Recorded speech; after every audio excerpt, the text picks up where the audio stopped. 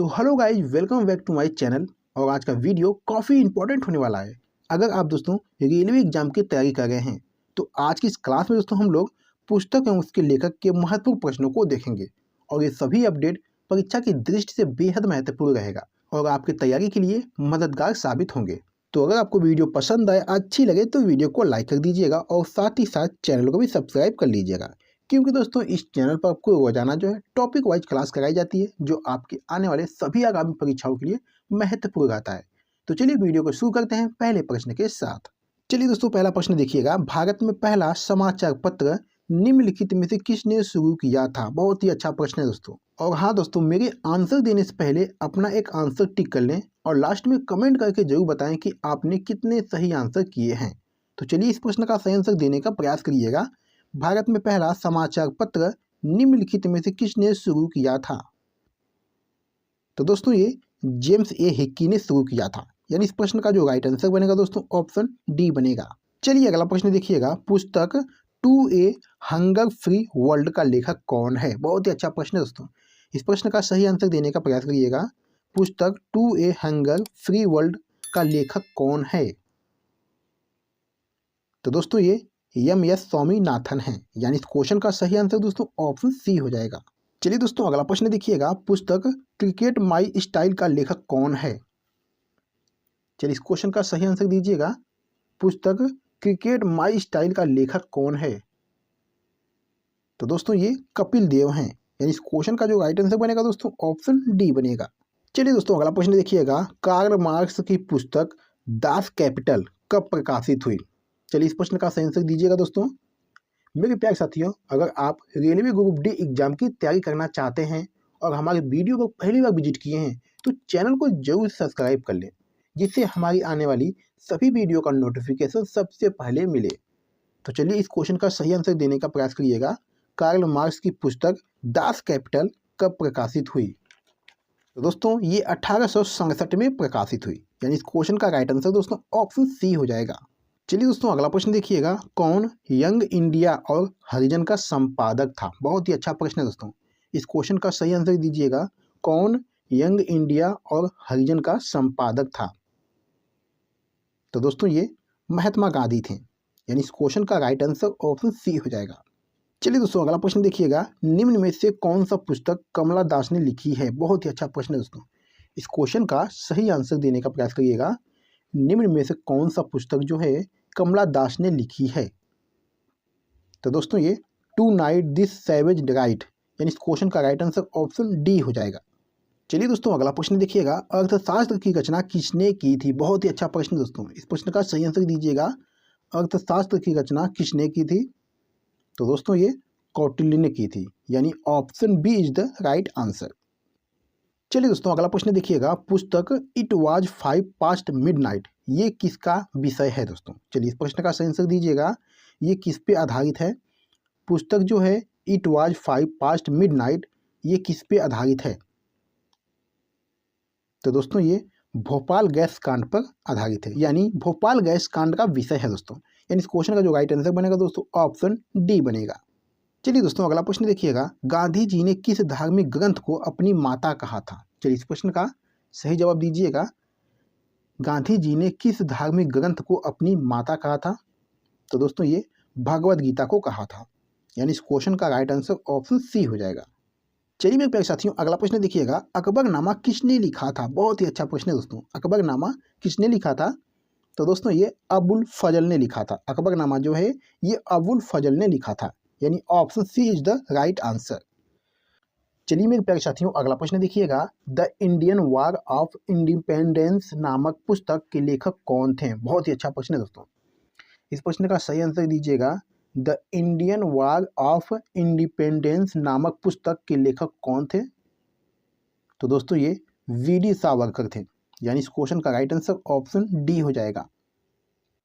चलिए दोस्तों अगला प्रश्न देखिएगा। महात्मा गांधी किसकी कृतियों से अत्यधिक प्रभावित थे? बहुत ही अच्छा प्रश्न है दोस्तों। इस क्वेश्चन का सही आंसर दीजिएगा। महात्मा गांधी किसकी कृतियों से अत्यधिक प्रभावित थे? तो दोस्तों ये लियो टॉल्स्टॉय की कृतियों से अत्यधिक प्रभावित थे, यानी इस क्वेश्चन का जो राइट आंसर बनेगा दोस्तों ऑप्शन डी बनेगा। चलिए दोस्तों अगला प्रश्न देखिएगा। संस्कृत व्याकरण निम्न में से किसने लिखा था? चलिए इस प्रश्न का सही आंसर दीजिएगा। संस्कृत व्याकरण निम्न में से किसने लिखा था? तो दोस्तों ये पाणिनि ने लिखा था, यानी इस क्वेश्चन का राइट आंसर ऑप्शन सी हो जाएगा। चलिए मेरे प्यारे साथियों, अगला प्रश्न देखिएगा। निम्न में से किसकी रचना हर्षवर्धन ने नहीं की थी? चलिए इस प्रश्न का सही आंसर दीजिएगा। निम्न में से किसकी रचना जो है हर्षवर्धन ने नहीं की थी? तो दोस्तों ये हर्षचरित की, यानी इस क्वेश्चन का राइट आंसर दोस्तों ऑप्शन ए हो जाएगा। चलिए दोस्तों अगला प्रश्न देखिएगा। मुगल काल का पहला भारतीय हिंदी विद्वान कौन था? बहुत ही अच्छा प्रश्न है दोस्तों। इस क्वेश्चन का सही आंसर दीजिएगा। मुगल काल का पहला भारतीय हिंदी विद्वान कौन था?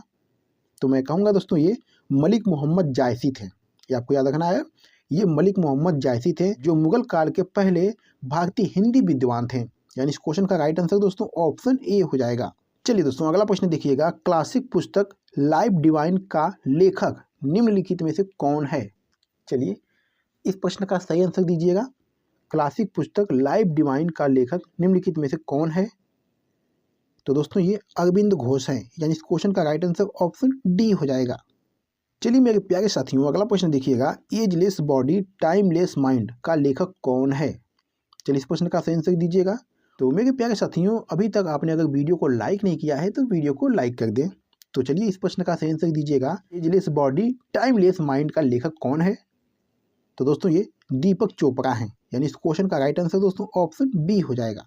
चलिए अगला प्रश्न देखिएगा। एक महान रोमानी नाटक कादम्बरी का लेखक कौन था? चलिए इस प्रश्न का सही आंसर दीजिएगा।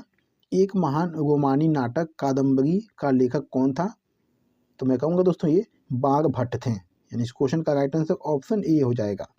चलिए दोस्तों अगला प्रश्न देखिएगा। उपन्यास देवदास के लेखक कौन हैं? चलिए इस क्वेश्चन का राइट आंसर दीजिएगा। उपन्यास देवदास का लेखक कौन है?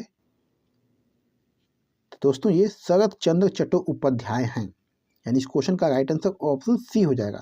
ये आपको ध्यान देना है, देवदास के जो लेखक हैं ये शरत चंद्र चट्टोपाध्याय हैं। चलिए दोस्तों अगला प्रश्न देखिएगा। आत्मकथा द इंडियन स्ट्रगल का लेखक कौन है? चलिए इस क्वेश्चन का सही आंसर दीजिएगा। आत्मकथा द इंडियन स्ट्रगल का लेखक कौन है? तो दोस्तों ये सुभाष चंद्र बोस हैं, यानी option B is the right answer. चलिए मेरे प्यारे साथियों अगला प्रश्न देखिएगा। राष्ट्रीय संघर्ष के दौरान प्रसिद्ध समाचार पत्र केसरी का संस्थापक और संपादक कौन था? चलिए इस क्वेश्चन का सही आंसर दीजिएगा। राष्ट्रीय संघर्ष के दौरान प्रसिद्ध समाचार पत्र केसरी का संस्थापक और संपादक कौन था?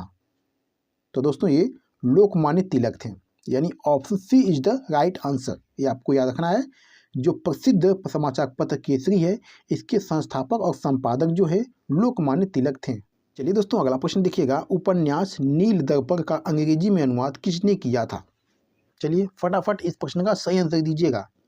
उपन्यास नील दर्पण का अंग्रेजी में अनुवाद किसने किया था? तो दोस्तों मैं कहूँगा ये मधुसूदन दत्त ने किया था। ये आपको याद रखना है, मधुसूदन दत्त ने किया था, यानी ऑप्शन बी हो जाएगा इस प्रश्न का राइट आंसर। चलिए अगला प्रश्न देखिएगा दोस्तों। इंडिया विंज फ्रीडम किसकी आत्मकथा है? चलिए दोस्तों इस प्रश्न का सही आंसर दीजिएगा। इंडिया विंज फ्रीडम किसकी आत्मकथा है? तो मैं कहूँगा दोस्तों ये अबुल कलाम आज़ाद की है, यानी ऑप्शन ए हो जाएगा इस प्रश्न का राइट आंसर।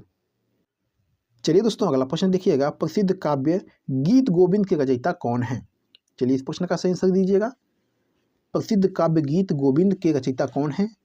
तो दोस्तों ये जयदेव हैं, यानी ऑप्शन बी हो जाएगा इस प्रश्न का राइट आंसर। ये आपको ध्यान देना है, प्रसिद्ध काव्य गीत गोविंद है, इसके रचयिता जो है जयदेव हैं। चलिए मेरे प्यारे साथियों इस वीडियो का लास्ट क्वेश्चन है, वेद शब्द का अर्थ क्या है? चलिए दोस्तों इस प्रश्न का सही आंसर क्या हो जाएगा, फटाफट आंसर देने का प्रयास करिएगा। वेद शब्द का अर्थ क्या है? तो दोस्तों वेद शब्द का अर्थ होता है ज्ञान। ठीक है दोस्तों, ये आपको याद रखना है, वेद शब्द का अर्थ होता है ज्ञान, यानी option A is the right answer. ये आपको याद रखना है। ठीक है, तो मेरे प्यारे साथियों वीडियो को समाप्त करते हैं। आज की वीडियो में बस इतना ही, और अगर आपको वीडियो पसंद आई है, अच्छी लगी है तो वीडियो को लाइक कर दीजिएगा। और जो दोस्त इस चैनल पर पहली बार आए हैं उनसे निवेदन है कि चैनल को भी सब्सक्राइब कर लें, क्योंकि दोस्तों इस चैनल पर आपको रोजाना जो है टॉपिक वाइज क्लास कराई जाती है, जो आपके आने वाले सभी आगामी परीक्षाओं के लिए महत्वपूर्ण रहता है। तो चलिए फिर मिलते हैं आपसे अगली वीडियो में, तब तक के लिए धन्यवाद।